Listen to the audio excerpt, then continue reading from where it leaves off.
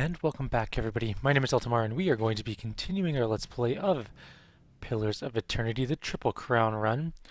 Where we left off last time, what are we doing? We're going into the main quest. What was it called? The Through Death's Gate? No, the Man Who Waits. So he was absent from his office. He's running some sort of secret experiments, and we're going to go talk to the head warden about these said secret experiments. Greetings.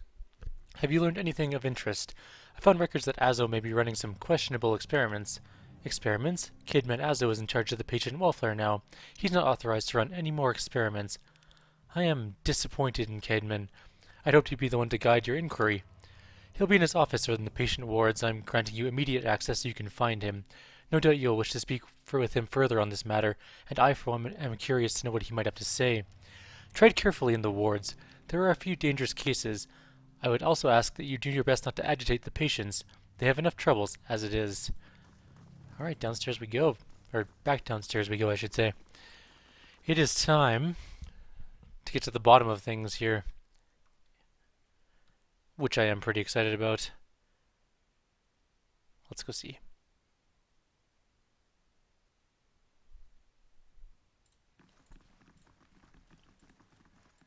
Those flaming swords look so cool. I actually really like them. I think they look really neat.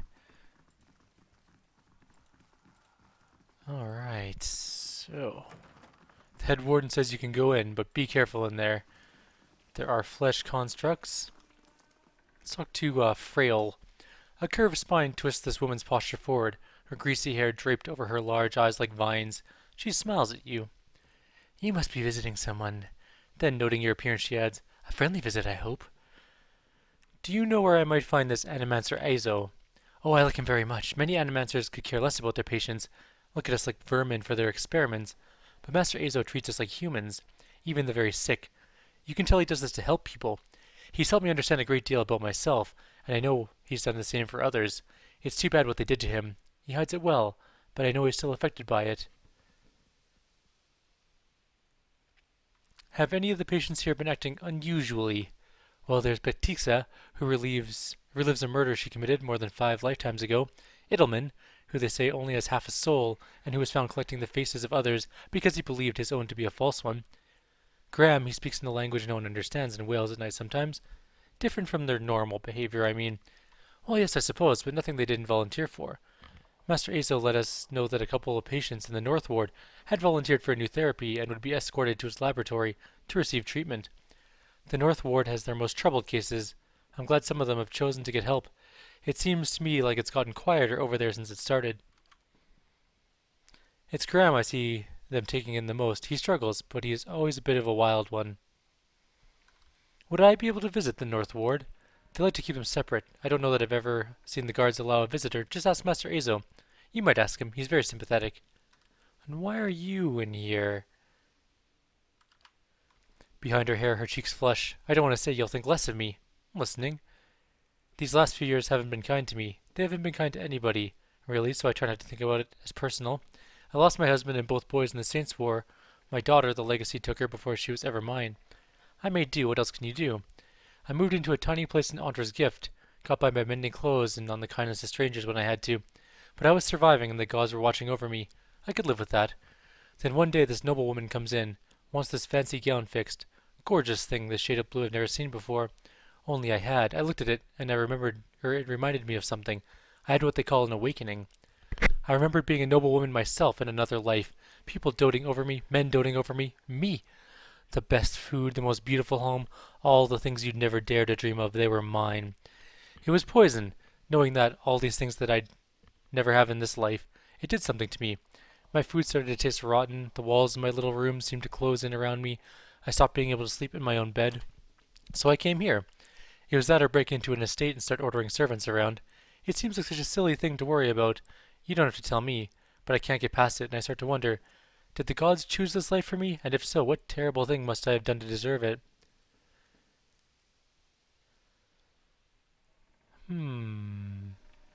Maybe the gods took offense to your overindulgence. Maybe they did. I wish I had known back when I was a noble. Maybe I'd have done things differently. Where can I find Azo? I think I've seen him around today. Have you checked the laboratory? It shares a wall with his office. He's been spending most of his time there lately. Alright, well, let's go take a look.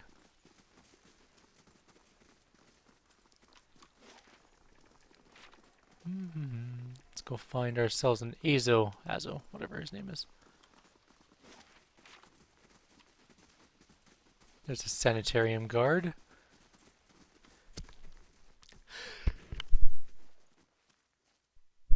Oh, sorry about that. I don't know if that made a click or whatever when I moved the microphone up, but I had an epic sneeze that I had to do. Well? Oh. Well, I mean, Sharp eyes and keen ears. if you insist.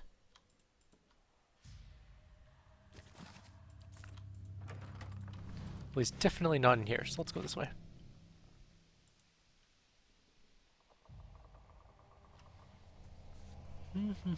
Such a long walk.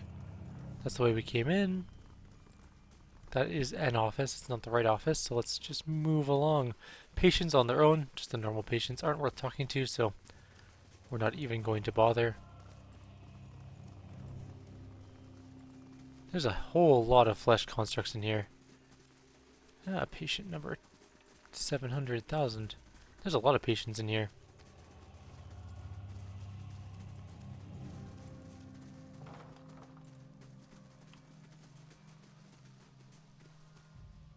I'll handle this. It's done.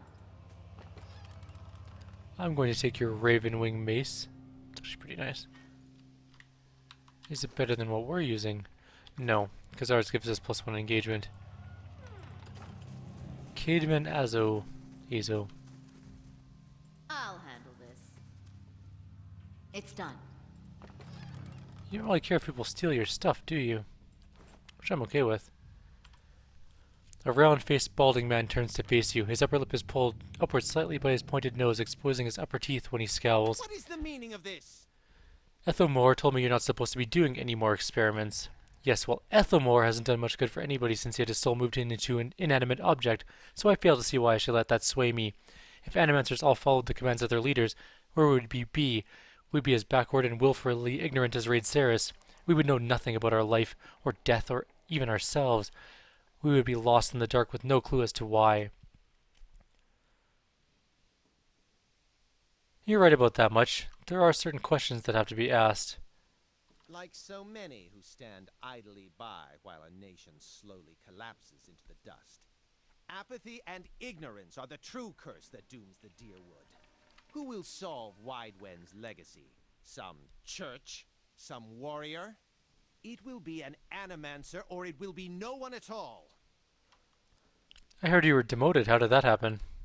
Azo's nostrils flare when he bares his upper teeth more broadly. That's none of your concern. Did one of the others put you up to this? Oddmere, that smug weasel? Things went wrong, everything. I don't know. How? I'll never know. He spits on the floor as if to remove a bitter taste from his mouth. Are you the animancer who's been buying relics from Imital? Are you trying to discredit me? Go dig elsewhere. What is it now? Have you tried your experiments on any other subjects? I have, yes. No point in lying about it. Now that Eltimar is involved, I asked for volunteers from our patients, and a few brave souls came forward. I was very close to one time breaking through.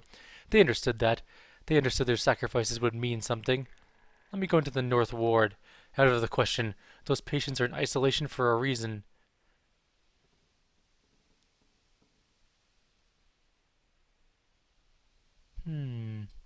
I've seen your records. I know what you've been doing with them. Those are private.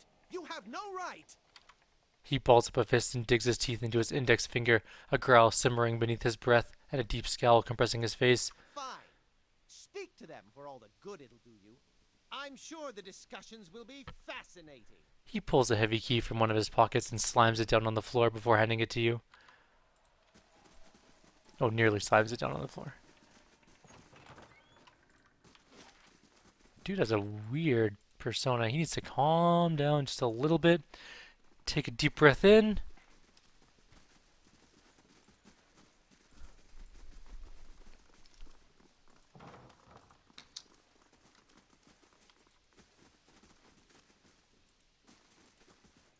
Is this my face? Tell me.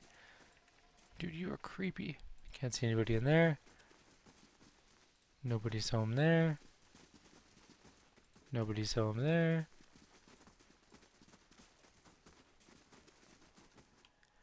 A willowy adolescent boy stands in the center of his cell, gawkish and stoop-shouldered. He stares straight ahead, and the occasional blink is his only movement, and it is unclear whether he registers your presence at all behind his glassy doll-like eyes. In this state, the barriers between your soul and his are thin and porous, easily bypassed if you should wish it. We will reach out. You close your eyes and you edge forward towards the boy's soul, and as you near, a sudden malaise comes over you.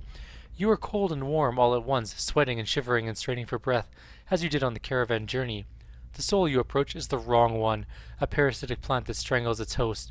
It is predatory and pitiless, and you have crossed paths with it before.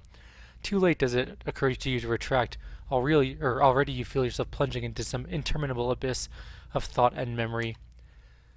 You are standing in a cell now, the same cell in the sanitarium. The halls are moonlit and empty, and you are waiting. At the far end of the ward, the door opens, revealing a flesh golem in its silhouette beneath the stone archway. It makes its usual rounds, the same stops every time, the misbegotten child of despondent creators.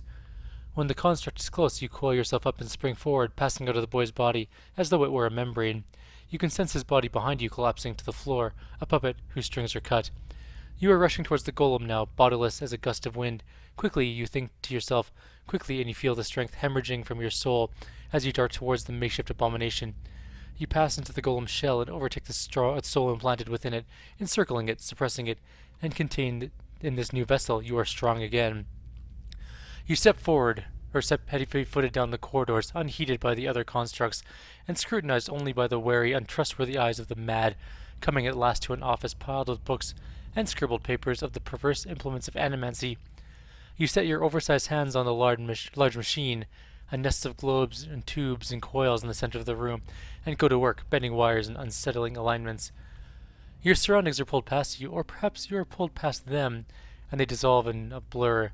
When they settle in place once again, you are outside on a clear day, standing in front of a crowd, stacked high above you on tiered seats of an amphitheater. You are acting for the crowd, standing deliberately still, but this is no play. A balding man with rodent-like features is strapping you to a machine, the one you had tampered with. You see your arms for the first time, short and fleshy, unmistakably those of a little girl. But this body is not truly yours. Your mind still holds the same determination, the same hard-heartedness as before. The body itself is cold and vacuous. Unlike the others, this one had no soul of its own. The man speaks and the crowd applauds with enthusiasm worthy of a hero's entrance. "Bear witness," he says as he pulls the lever. The machine shivers and sparks, and a bead of sweat rolls down the side of the man's brow. But the crowd's apprehension quickly gives way to awe, as a crystal globe fills with a radiant mist that casts the entire theater aglow. He opens a valve, and the glow crawls through the tube along the length of copper wiring that runs into a set of electrodes beneath your armpits. You feel nothing when it reaches you, as it should be, for you have been leading its work astray periodically for some time, altering notes and settings and playing puppeteer for Hollowborn, but you make it look how people would expect it to look when a body is infused with a soul. In a moment the machine goes dark and the man unstraps you, eyeing you with a scientist's concern. He looks back up at the crowd. "Behold," he says, but there is an obvious hesitation in his voice. Slowly you take a plodding step forward, and then another, and then another. You look up at the man, giving him the eye contact which no Hollowborn is capable, and the crowd gasps.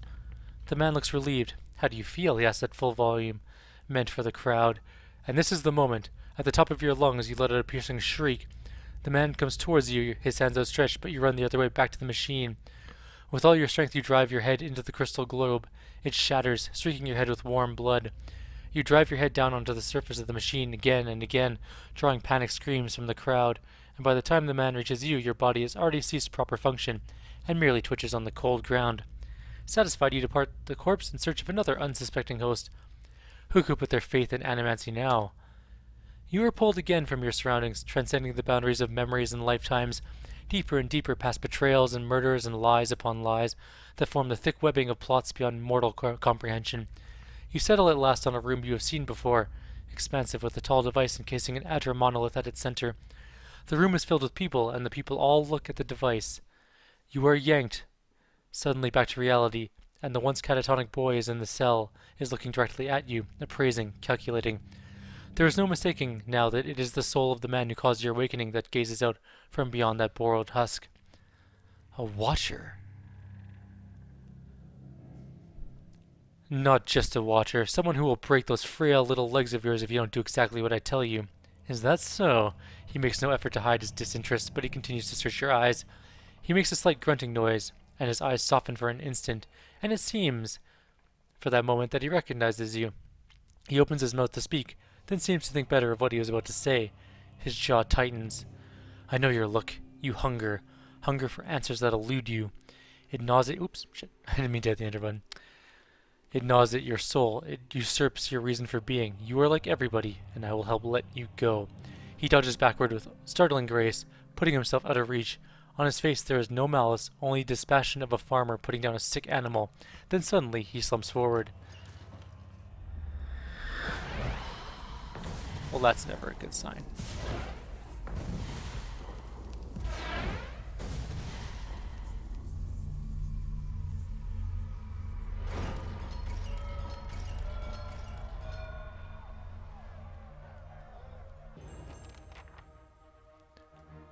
Alright, so let's readjust. Oh, we could have hidden there. You know what? Let's try it.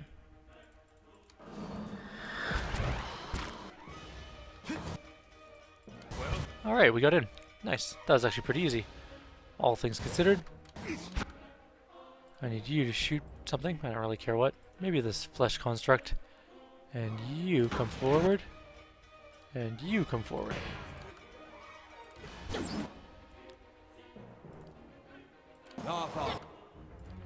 And let's get our book going.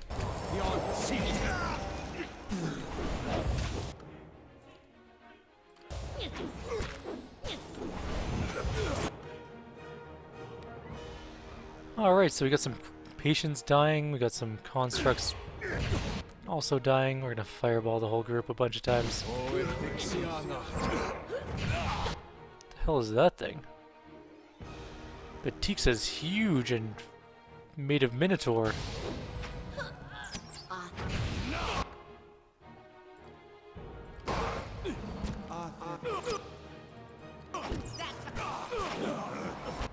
Back up a bit.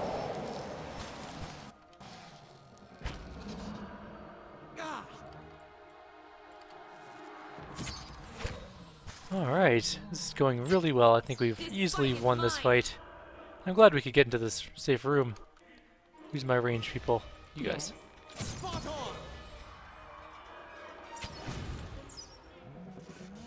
Well, Alright.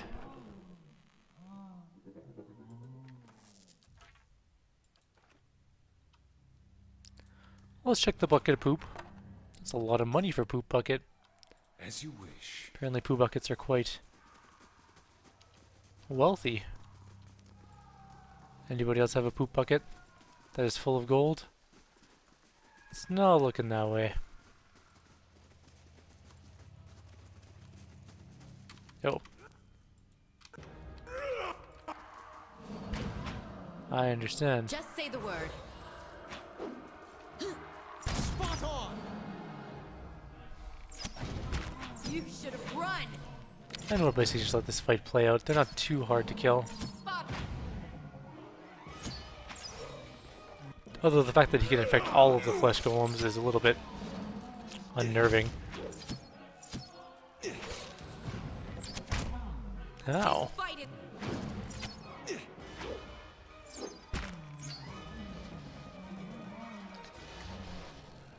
Oh hey, the scepter leveled up. So 200 raw damage done. We need to deal 300 damage to dazed enemies or 1500 damage to any enemies.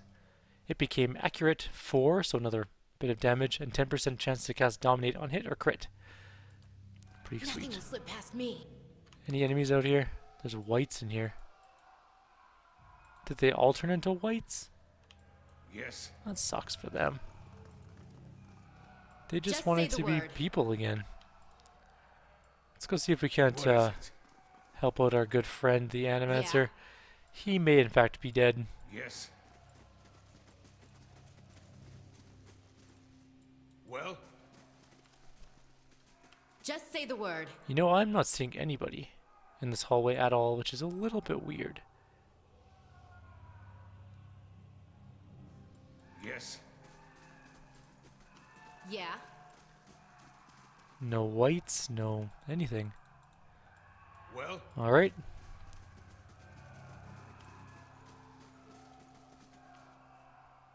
Yeah? Let's go see Yes. everybody into this room. Let's go take a look at this guy. Cademan Azo. What have you done? I don't have time for this. It'll be some time before things calm down here. Of course it will.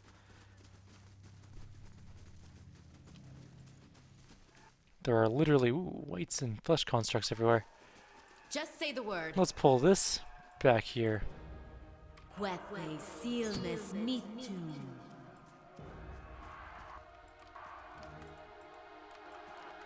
Everybody can get in on that now. Shouldn't be too hard.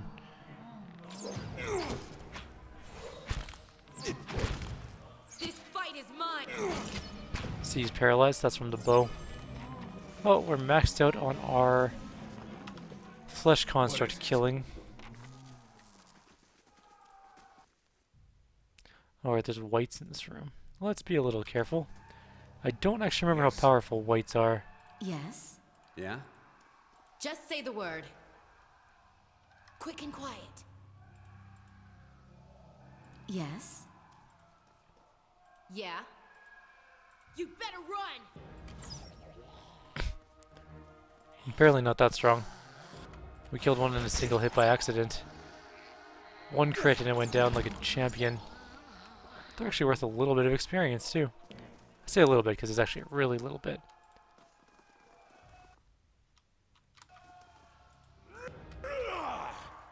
Gotta try something else. Paralyzed again. That's why this bow is so good. If you can crit a lot with it, it stuns. And it's so, so nice in that regard.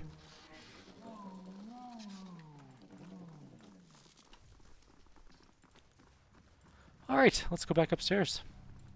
I don't think we need to clean it out, do we? Is that part of the quest?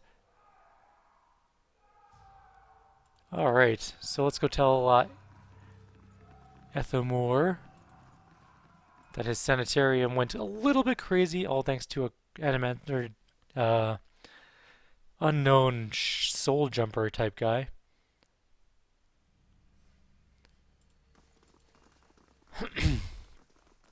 Alright.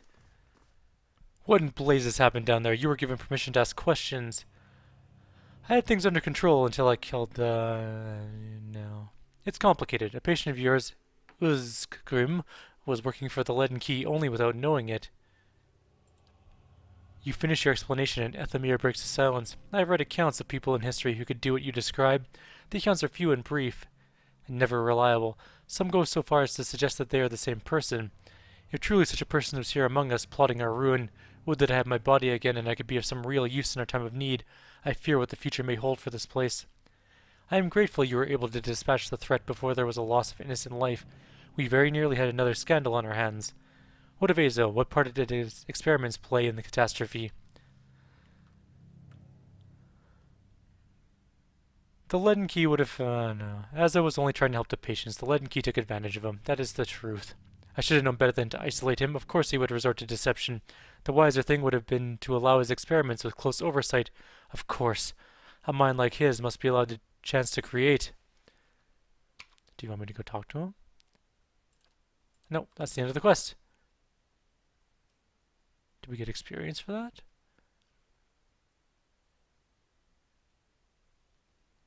Hey, I want experience. Hail, traveler. Oh. Well, that was a sucky. Maybe we'll go talk to Azo. No, the quest is showing is done. Let's not bother.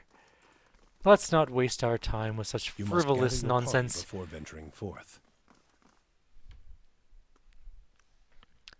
I guess that's going to be the end of our video. In the next video, I think we're going to try either the lighthouse or the Adra Tower in Heritage Hill. I guess I'll find out at the beginning of the next video, because I'm not exactly sure. I think I'm only going to do one video. Oh, shit. There's something happening. Beg your pardon, I have a message for you. You are summoned to Hadrat House, where Lady Webb wishes to meet with you as soon as possible. How did you know where to find me? Well, it's Lady Webb. She knows everything. Tell me about her. Do you not know Lady Webb? She is, well, no one's seen her exactly in a long time, but she's the mistress of Dunred Row, has been for as long as anyone can remember. He pauses, eyeing passerbys with suspicion. Quietly, he continues. She's supposed to be old. Older than anybody, and she never leaves her room. Some say that she's wasted away. She's just a pile of bones kept animated by dark magics. She's still at it, best anyone can tell, learning things, keeping us safe, pulling strings behind the throne too, it's said. Has a ring of ciphers doing her bidding, telling her everything that goes on. You do wrong in this country. Before you go asking the gods for forgiveness, best you ask Lady Webb first. Okay, thanks. I know both where Hadrid House and Dunred Row are. They're right there. It's not that far. You know, I bet she doesn't have ciphers. I bet she just looked out her window. She's probably like right here. And she's like, opens her window, glances out. Oh, look, they're coming from the sanitarium. It's like 100 feet away from my house. Send the messenger. There's no magic involved there. Anyways, that's going to be the end of the video. I'll see you guys next time.